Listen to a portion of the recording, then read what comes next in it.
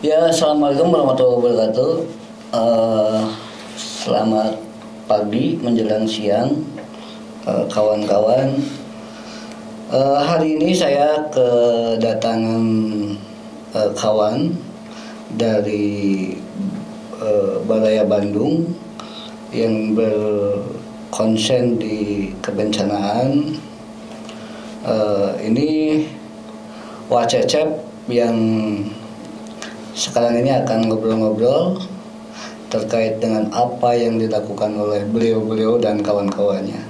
Selamat siang Kang Cecep, Wak Cecep, Kang Cecep atau Pak Cecep ya? Bebas kan? Bebas. Oke. Kumaha Wak? Sehat Wak? Alhamdulillah, Kang Ali. Tos laminya iya nya jalan-jalan wae salah-satunya itu. Lumayan lah.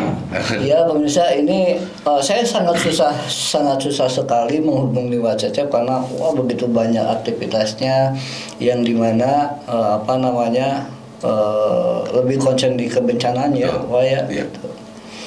Nah Wak, saya pengen ngobrol-ngobrol Wak ya teh Wak bahasa Sundanya, bahasa Sunda, bahasa Indonesianya campur lah gitu. Wak, sudah lama ya di Balaya Bandung ya? Apa Balaya Bandung ya? Balaya Bandung. Balaya Bandung itu naon, Wak? Apa itu, Wak? Lembaga atau NGO atau komunitas atau apa itu, Wak? Ya, Balaya Bandung itu dibentuk pasca gempa Pangalengan, Kang Eri. Oh gitu ya. Dengan beberapa teman. Alhamdulillah pada waktu itu ada PSDK, Pusat Sumber Daya Komunitas, dan ada FDA, Forum Diskusi Anggaran, yang memang pada waktu itu menginginkan dua lembaga ini fokus di kebencanaan. Jadi memang PSDK itu fokusnya di lingkungan, terutama Citarum. Kalau FDA-nya jelas itu di sisi anggaran, karena Forum Diskusi Anggaran. Forum Diskusi Anggaran. Betul. Nah, pada tahun 2009 lahirlah yang namanya Balaya Bandung. Di Balaya Bandung itu lebih ke fokus, Balaya itu saudara kan, dulur lah. Nah, Balaya Bandung. Jadi siapapun korbannya, apapun agama, apapun ras ataupun suku, ketika terjadi bencana itu Balaya orang Bandung. Tidak melihat perbedaan. Tidak melihat perbedaan. Gagah Balaya Bandung. Kang berarti udah berapa lama Kang Balaya Bandung? Balaya Bandung udah berapa lama? Ya itu dari tahun 2009 sampai sekarang itu memang banyak beberapa hal yang dilakukan. Terutama Balaya Bandung itu kalau tidak terjadi bencana melakukan mitigasi, Kang Eri. Sesuai undang-undang ya. Karena bencana itu dibagi 3 fase. Ada pasca ya. Ada pasca, ada tanggap darurat, juga ada pra bencana. Nah, ketika di pra bencana, sebelum bencana, kita melakukan mitigasi. Jadi kalau ada satu wilayah yang memang terancam, ada indikasi ancaman, warganya kita latih, Kang Eri. Jadi kita bikin titik kumpulnya di mana, kita bikinkan jalur evakuasi. Terus kita juga bikinkan jalur logistik untuk sarana bantuan. Terus kita juga menyiapkan beberapa titik untuk kebutuhan dasar ya, para pengungsi. Jadi alhamdulillah di beberapa tempat yang sudah kita coba bersama-sama dengan warga, walaupun kejadian tidak ada korban jiwa. Nah, itu untuk meminimalisir saja itu.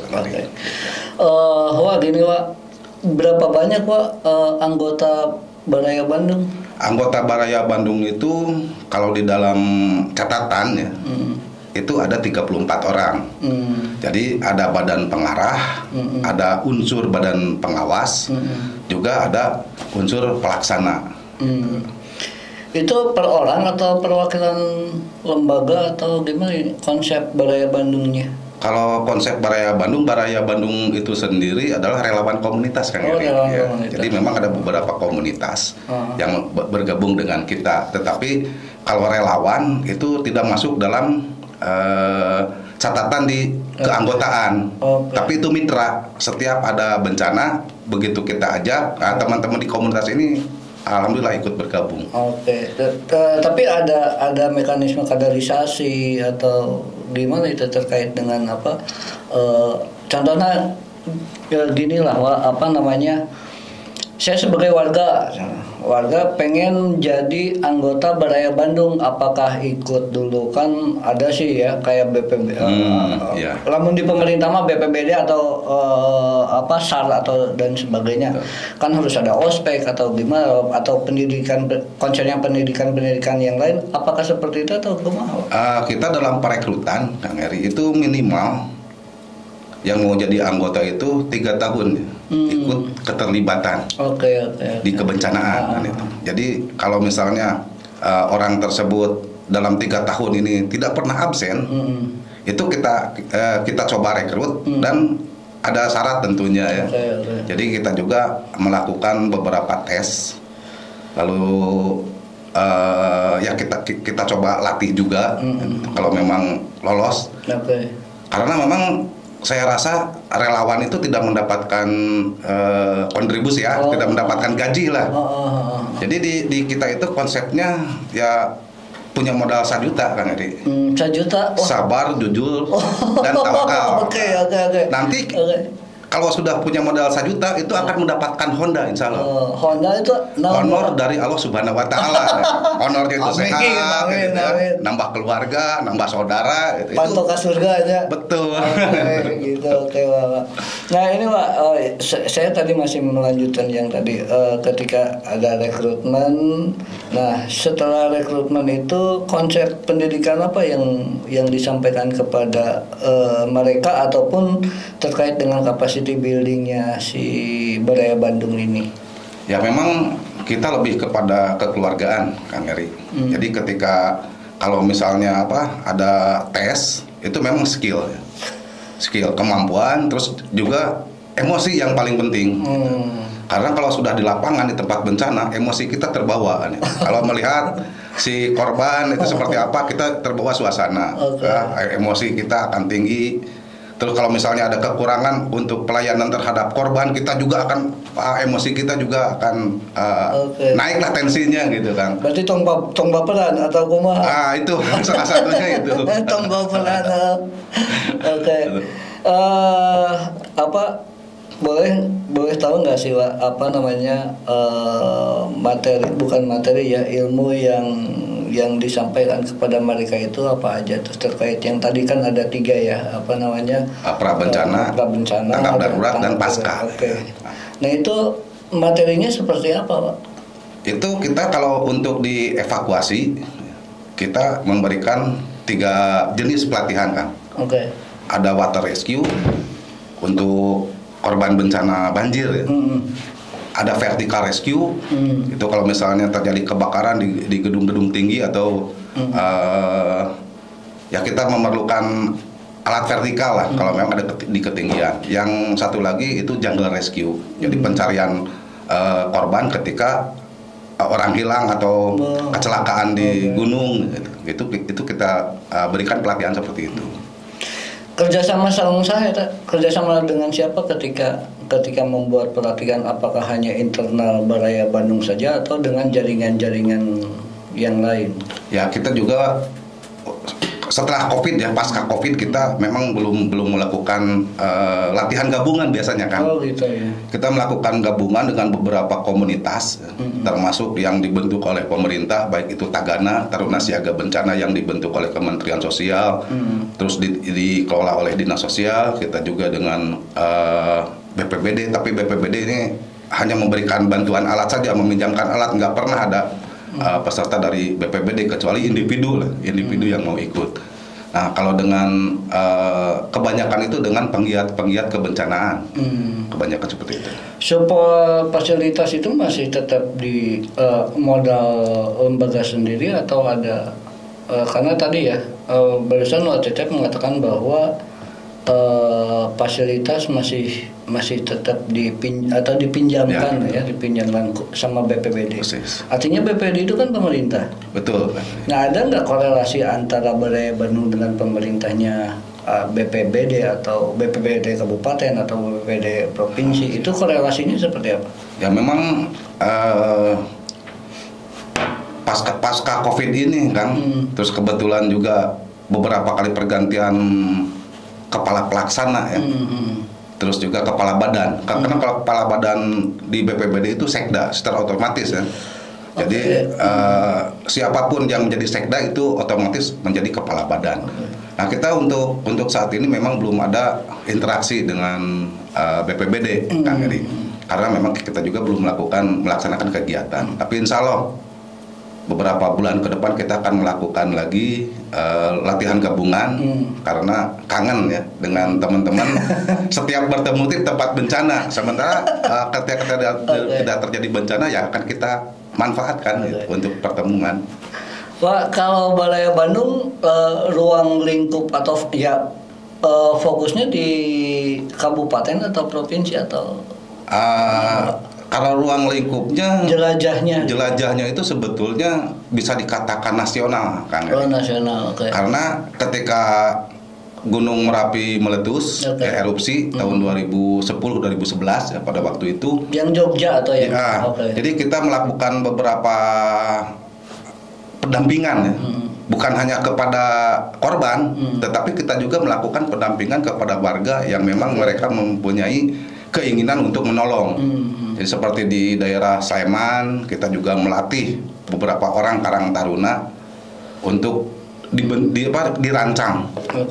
Kita buat mereka itu menjadi relawan.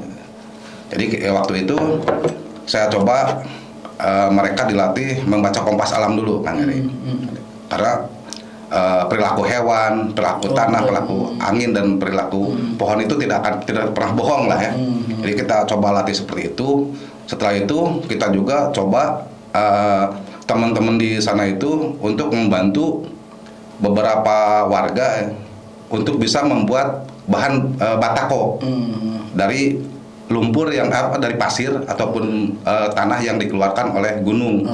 Jadi mereka bisa membangun rumah kembali itu yang minimal batakonya hasil bikin mereka.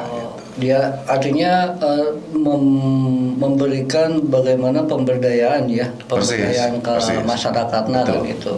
Kudu apal heula kan gitunya masyarakatnya rek naon teh. Terus juga kita pernah di Gunung Kelut di Kediri ya.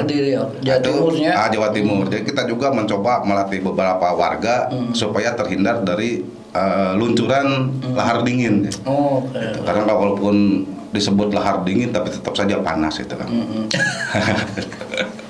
Iya. Oke, Wak, ini apa namanya? Ya tadi terkait dengan konteks bagaimana cara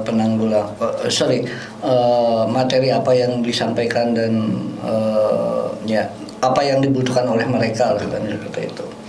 Nah, kalau Balai Bandung sendiri ini lebih sekarang ini apakah konsennya itu lebih ke membangun capacity building atau implementasi ya ketika ada bencana langsung survei atau gimana itu gimana mekanisme yang dibangun oleh Balai Bandung sendiri? Ya memang dari konsep awal kan ya Balai Bandung itu melakukan mitigasi ketika tidak terjadi bencana, terus yang kedua melakukan evakuasi ketika bencana sedang terjadi, dan di pasca kita melakukan advokasi kan.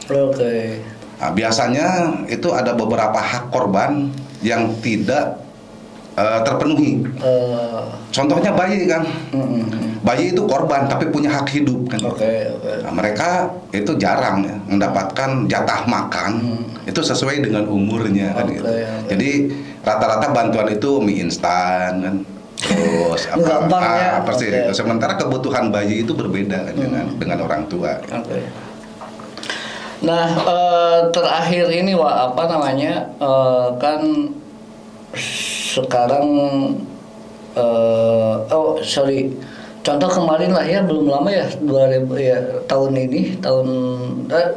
belum lama ya, itu pas ketika bencana Cianjur Wak. Cianjur itu gimana Wak ininya, apa Balai Bandung lebih ya maksudnya apa tanggapan Balai Bandung terhadap terjadinya gempa di Cianjur? Ya, jadi memang di Cianjur itu ada lempengan kan. Memang yang dikenal itu lempengan Cimandiri, itu hanya si pemerintah juga hanya menyampaikan bahwa di Cianjur sampai Sukabumi itu ada sesar Cimandiri. Dan itu kalau sosialisasi saya rasa sudah ya. Cuma untuk kelanjutan dari sosialisasi ini nggak berjalan sesuai dengan rencana, sehingga masyarakat itu tidak disiapkan. Nah, kenapa saya sampaikan seperti itu? Karena memang kalau gempa itu tidak bisa diprediksi kapan waktunya ya. Tidak diprediksi kapan waktunya itu akan terjadi, tetapi kalau diprediksi akan terjadi gempa itu sudah bisa, karena pemerintah sendiri sudah mengetahui kalau di situ ada lempengan, ada sesar Cimandiri. Gitu. Antisipasinya seperti apa, Pak? Untuk ya tadi apakah membuat pelatihan ataupun karena kan gini juga ya, ketika kita menganalisa bahwa di suatu daerah itu potensi gempanya besar, contoh ya gitu. Potensi bencananya besar, kayak tadi ada lempengan dan sebagainya. Nah, untuk membuat pengetahuan terhadap warga tadi itu mekanismenya seperti apa? Ya seharusnya ini ada sosialisasi yang berkelanjutan, Bang Heri, dan itu dilaksanakan